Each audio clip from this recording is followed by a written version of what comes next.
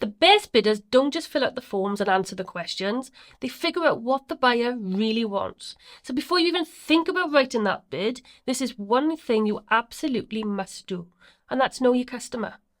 And when I say know them, I mean really know them. So how can you do this? So there's the tender document itself. Super useful. It tells you what's required, who's responsible for what, project timelines, all the key details. And sometimes it even includes background information to give you a little bit more context. You may have the chance to attend pre-bid meetings, supplier days, or clarification sessions before the tender is published.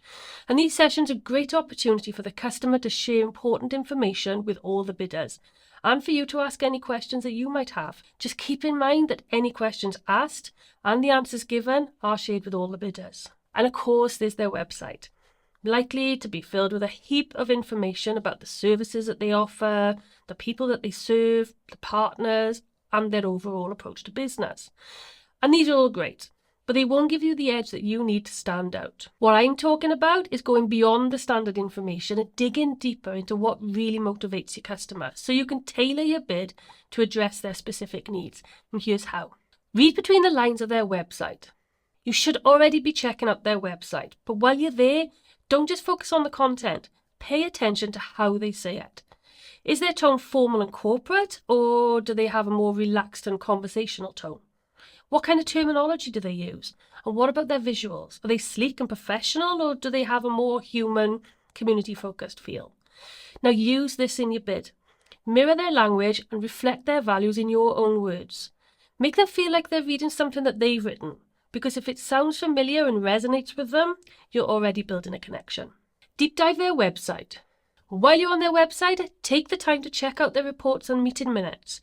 It's often an area that gets missed, but public organisations are required to make these available, and they can be valuable resources, packed with details that go well beyond what you'll find in the tender process. They're typically found under sections like transparency or governance, and while they might seem a bit dry or lengthy, don't skip them.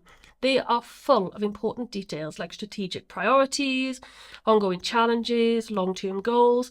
So take the time to read through them. It will give you a better understanding of what really matters to the customer and what's driving their decisions.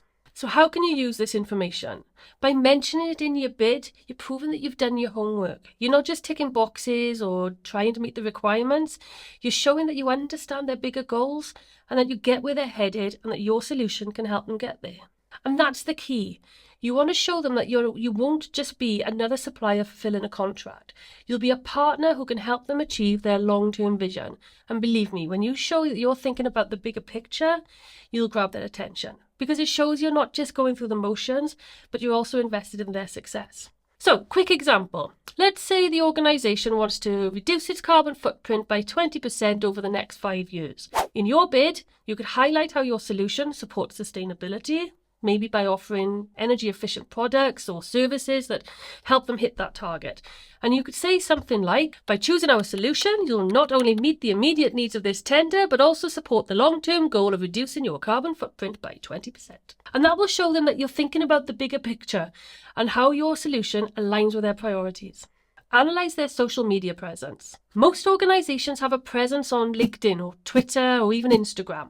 Follow them and pay attention to what they're posting.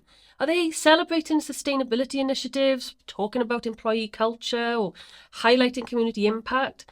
This can help you find out what they care about beyond the formal corporate messaging. So if you can weave these themes into your bid, you're showing them that you understand what they're all about. Research the evaluators. Sometimes you might be lucky enough to know who the evaluators are. And if you are, check them out on LinkedIn. What are they posting about? What groups do they belong to? Are they discussing industry trends, diversity initiatives, or innovation in their field?